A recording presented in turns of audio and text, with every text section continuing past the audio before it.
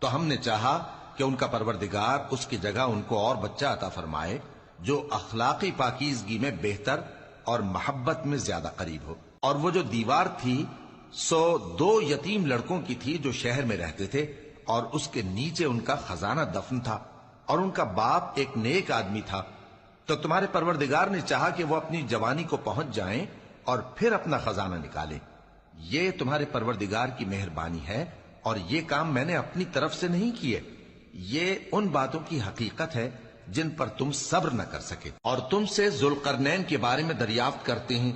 کہہ دو کہ میں اس کا کسی قدر حال تمہیں پڑھ کر سناتا ہوں۔ ہم نے اس کو زمین میں بڑا اقتدار دیا تھا اور ہر طرح کا سامان اس کو عطا کیا تھا، تو اس نے ایک سفر کا سامان کیا، یہاں تک کہ جب سورج کے غروب ہونے کی جگہ پہنچا تو اسے ایسا پایا کہ ایک کیچڑ والے چشمے میں ڈوب رہا ہے، اور اس چشمے کے پاس ایک قوم دیکھی